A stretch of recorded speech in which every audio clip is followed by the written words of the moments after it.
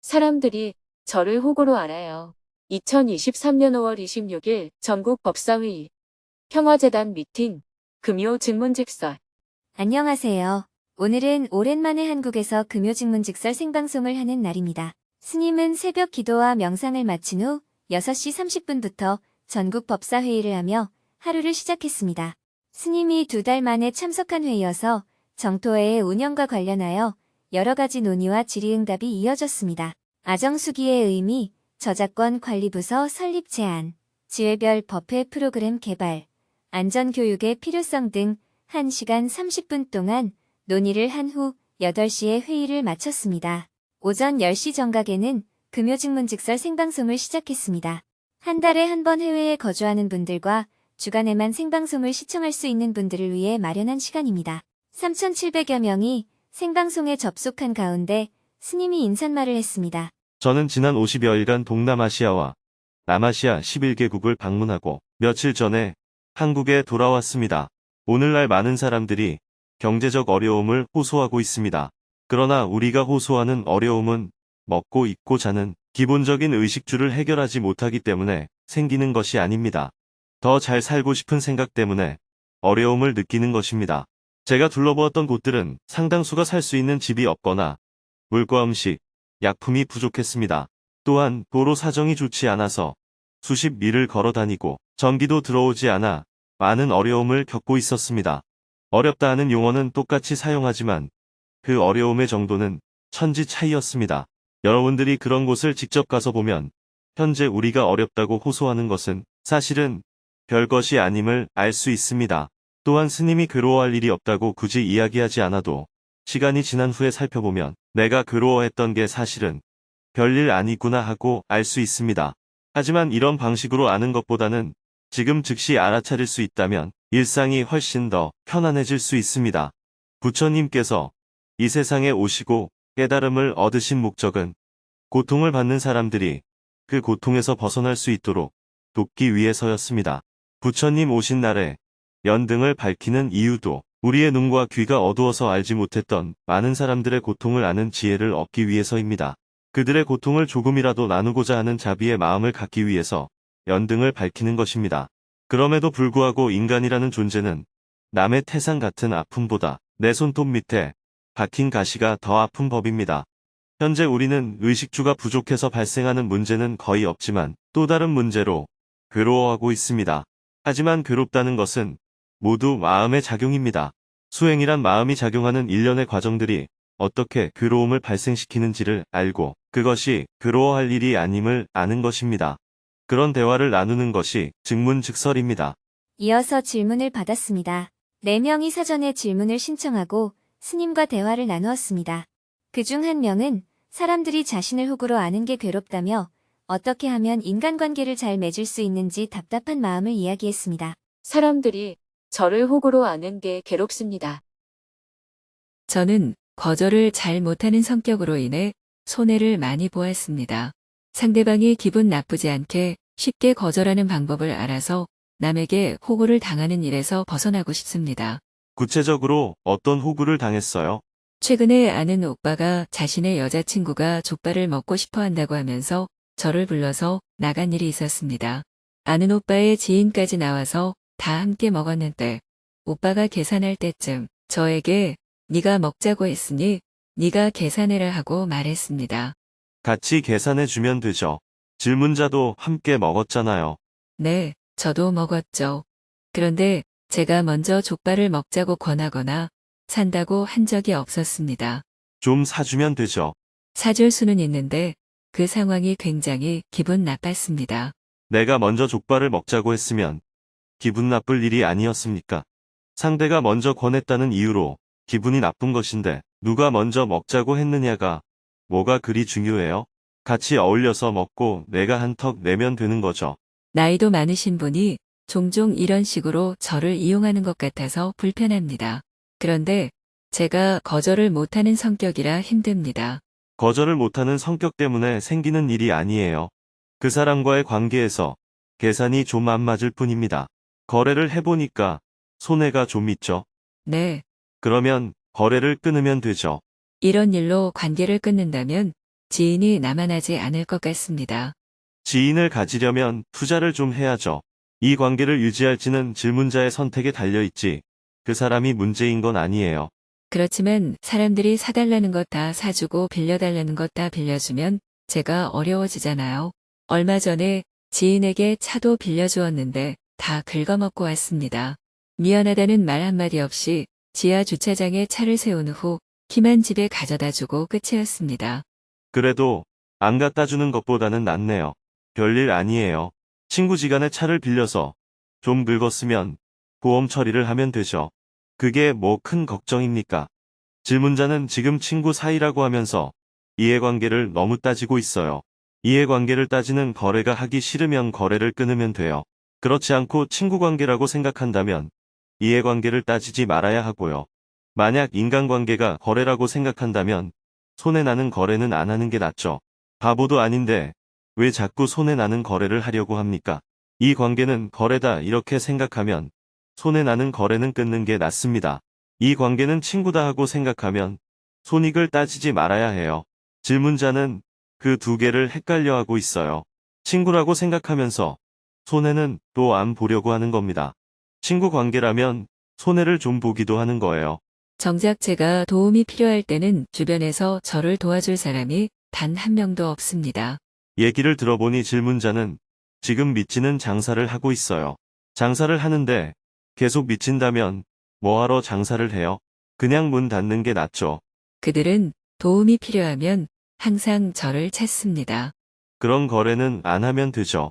스님은 한 번도 질문자를 찾지 않았는데 질문자는 괴로우니까 스님을 찾아오잖아요. 그럴 때 스님이 당신은 왜 괴로울 때마다 나를 찾아옵니까? 이렇게 말하지 않잖아요. 지금 스님의 역할은 괴로운 사람들이 묻는 질문에 대답하는 것이기 때문에 여러분들이 돈도 안 내고 그냥 공짜로 물어도 아무런 불평 없이 대답을 잘해주잖아요. 저는 여러분이 고개만 끄덕끄덕하고 제가 말한 대로 실천하지 않는다는 것을 다 잘 알아요. 그래도 물으면 대답해 줍니다. 대답한 대로 하고 안 하고는 여러분들의 자유니까요. 그러니 인간관계는 손익을 따지는 거래다 이렇게 생각하면 손해나는 거래를 끊으면 돼요. 친구지간에는 손해도 보고 이익도 보는 것이다. 이렇게 생각하면 손해를 너무 따지지 말아야 합니다. 그런데 너무 일방적으로 손해를 많이 봅니다. 질문자는 일방적으로 손해를 많이 보는 게 아니라 약간 정신적인 피해의식이 있는 것 같아요. 아닙니다. 물질적으로 진짜 손해를 많이 봤습니다. 한번 손해를 봤으면 그 다음부터는 안 빌려주면 되잖아요. 그런데 본인이 다시 빌려줘 놓고 왜 그래요? 제가 어렸을 때 상처를 많이 받았습니다. 하지만 어른들에게 도움을 못 받았어요. 그래서 친구들이 어렵다고 하면 돈을 빌려주거나 도와주게 됩니다. 그런데 이런 일이 여러 번 반복되면 저도 힘듭니다. 질문자가 돈을 잘 빌려주니까 질문자를 찾는 거예요. 사람들이 왜 자꾸 스님에게 와서 물을까요? 물으면 대답을 해주니까 묻는 거예요. 물었는데 아무 대답도 안 해주면 사람들이 스님을 찾을까요? 그것처럼 질문자가 돈을 잘 빌려주거나 밥을 사주거나 커피를 사주니까 사람들이 찾는 거예요. 돈을 쓰기 때문에 질문자는 친구가 많은 거예요. 스님이 잘 들어주기 때문에 강연에 사람들이 찾아오는 것처럼요. 여러 사람을 폭넓게 사귀고 싶으면 투자를 많이 해야 됩니다. 손해를 보기 싫으면 손해나는 관계는 끊으면 그만이에요. 그러다가 사람이 한 명도 안 남으면 혼자 살면 돼요. 대신에 손해를 안 볼 수 있으니 얼마나 좋습니까? 네, 알겠습니다. 손해는 보기 싫고 친구는 갖고 싶고 이것은 질문자의 욕심이라고 할 수 있습니다. 저는 서로 윈윈했으면 좋겠습니다. 윈윈하면 좋겠는데 상대가 윈윈 안 하는 걸 어떻게 해요?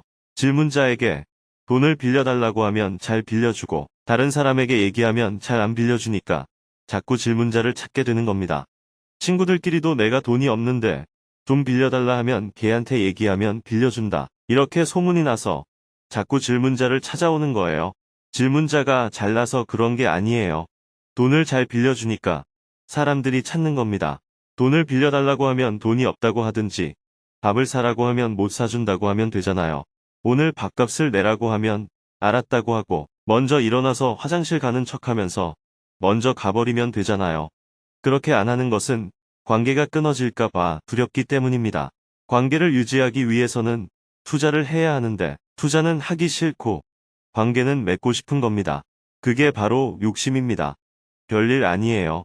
질문자가 친구를 사귀고 싶으니까 생기는 일입니다. 질문자가 뭐가 좋다고 사람들이 찾아오겠어요.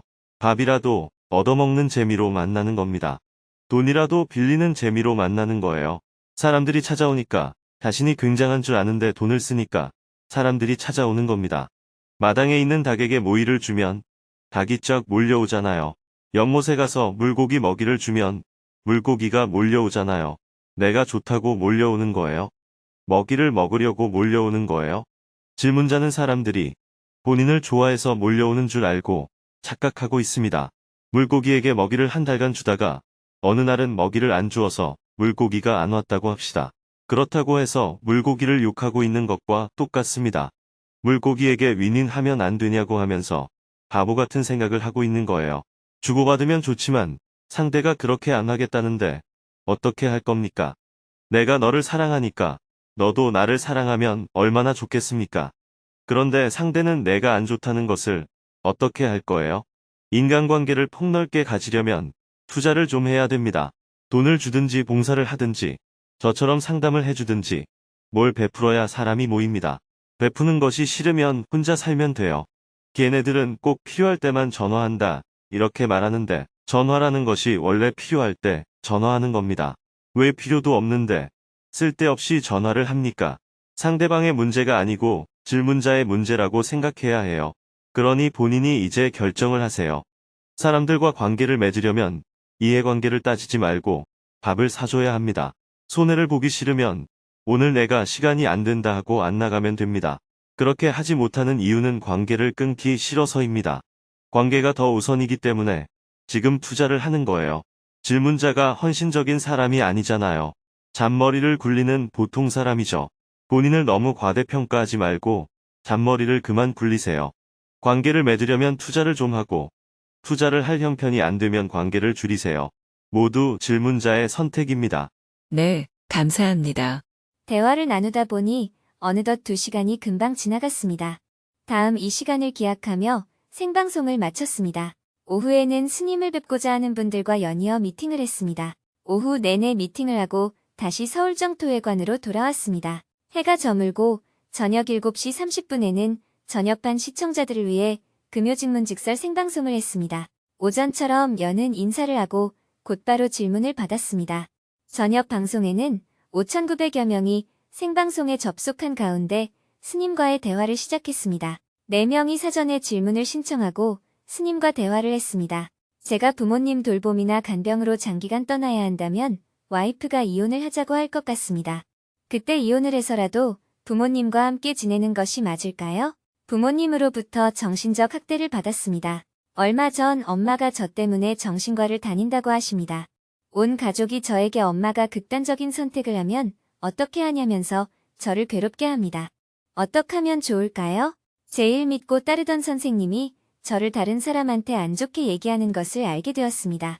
어떻게 하면 선생님에 대한 분노를 좀 사귀고 정상적인 사람처럼 살 수 있을까요? 부동산 상승기에서 수익을 많이 내었고 자산 규모가 급격히 늘어났습니다. 그러나 욕심이 멈추지 않고 계속 더해집니다. 돈에 대해 욕심을 내면서 열심히 사는 것과 마음의 평안을 얻는 것, 두 가지는 절대로 양립할 수 없는 것일까요? 대화를 마치고 나니 밤 9시가 훌쩍 넘었습니다. 생방송을 마친 후 하루 일과를 마무리했습니다. 내일은 부처님 오신 날입니다. 오전에는 정토회 회원들을 대상으로 봉축 법회를 하고 오후에는 사회인사들을 위한 봉축 법회를 한 후 저녁에는 청년지부 회원들을 대상으로 봉축 법회를 할 예정입니다.